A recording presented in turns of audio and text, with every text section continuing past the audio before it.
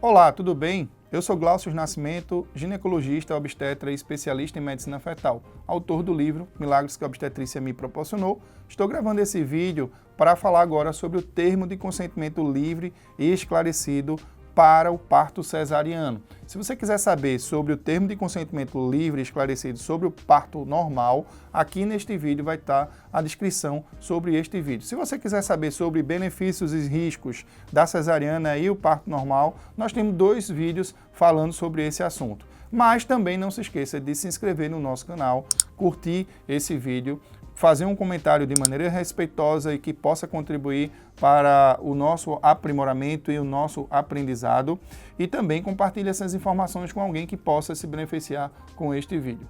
Então, nós vamos falar agora sobre o termo de consentimento livre e esclarecido da cesariana. Esse documento não é feito por mim, ele é disponível para todos os obstetras filiados à Federação Brasileira de Ginecologistas e Obstetra, a nossa FEBRASGO.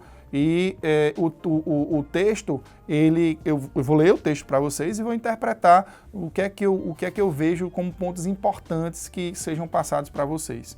Então, o termo de consentimento ele começa com a identificação da paciente, consentindo que o médico realize o procedimento cesariana eletiva. Vocês vejam que esse termo é para a cesariana eletiva, posto que uma cesariana de urgência, na assistência ao trabalho de parto normal, você não vai perder tempo se for um sofrimento fetal, por exemplo. Não, eu só vou realizar o parto cesariano. Não existe isso. Essa parte burocrática você deixa para depois. Mas quando você deseja um parto normal, você tem que ter consciência, informação e consentir, entender toda essa assistência ao trabalho de parto e parto, inclusive entendendo que pode virar uma cesariana de urgência, como também no caso da cesariana eletiva, você precisa compreender esses passos.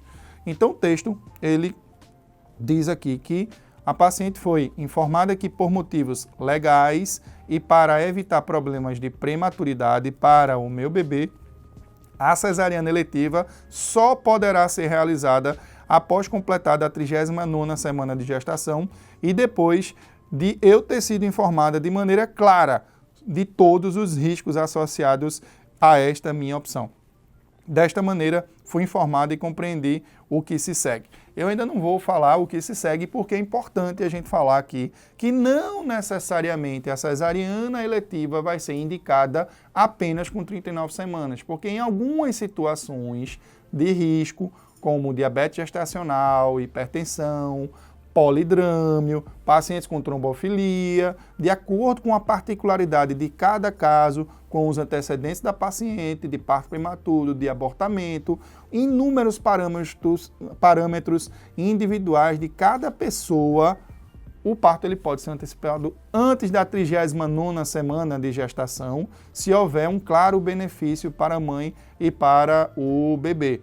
Então, não necessariamente precisa ser com 39 semanas. E aí você pode dizer, mas nesse caso não há uma cesariana eletiva, é uma cesariana de urgência. Depende, porque se essa decisão for realizada no próprio consultório e, por exemplo, ao invés de realizar com 39 semanas e eu agendar com 38, ela não necessariamente precisa ocorrer para uma urgência obstétrica, ela pode ter esse procedimento autorizado legalmente através desse termo de consentimento e está tudo bem. Então, se você, por acaso, tem indicação de um parto antecipado, mesmo que antes da 39ª, é também um direito seu. O direito à cesariana eletiva ou mesmo de urgência, ela não vai ser isoladamente pela idade gestacional. Só tem indicação de cesariana depois de 39 semanas, não tem nada a ver.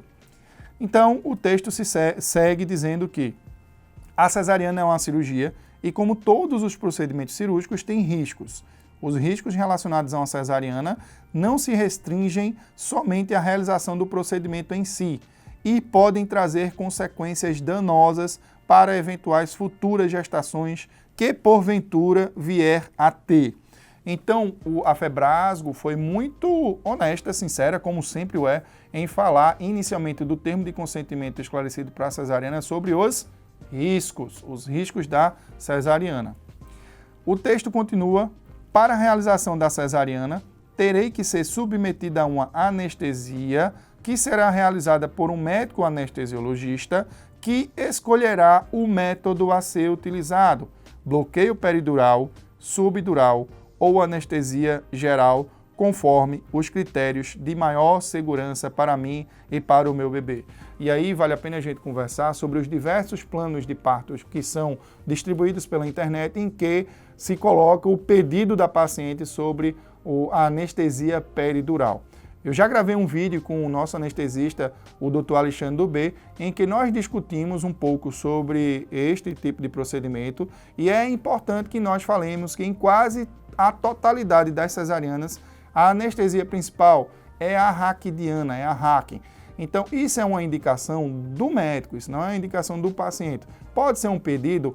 Pode. Se o anestesista achar que é interessante, tranquilo, mas isso não é algo que é o mais importante. Então, muito cuidado com os planos de parto, porque a indicação da anestesia é do médico anestesiologista. E a principal anestesia é a Hacking. Em alguns casos, pode ser utilizada até anestesia geral, dependendo de algumas patologias, mas isso é uma situação rara. Então, falou dos riscos, falou também do tipo de anestesia.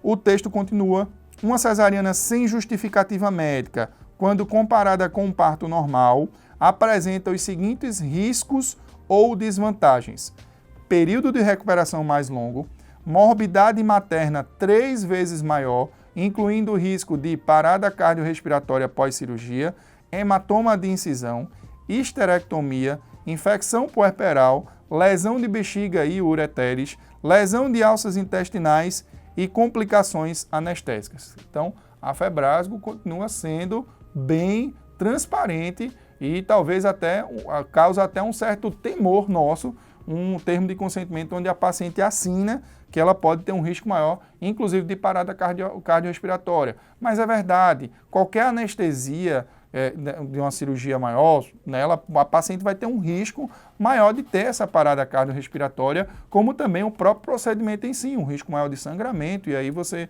não conseguir reduzir esse sangramento. Então, a Febrasgo, mais uma vez, foi transparente em relação a esse item dos riscos. Para o bebê, há um risco aumentado de problemas respiratórios, dificuldade respiratória transitória para o bebê, os quais, embora possam ocorrer em qualquer idade gestacional, têm uma incidência de 35,5 casos para cada 1.000 nascimentos por cesariana eletiva fora do trabalho de parto, o que é muito maior do que 12,2 por 1.000 nascimentos por cesariana realizada durante o trabalho de parto e 5,3 por 1.000 para nascimentos por parto normal, por parto vaginal. Então, assim, aí a Febrasgo, humildemente eu venho afirmar aqui, até porque não existe a referência dessa estatística, a gente precisa saber de onde que é essa estatística, mas tudo bem, vamos considerar exatamente o que foi dito, até porque é uma sociedade muito séria, né? Certamente, inclusive, que deve incentivar o parto normal.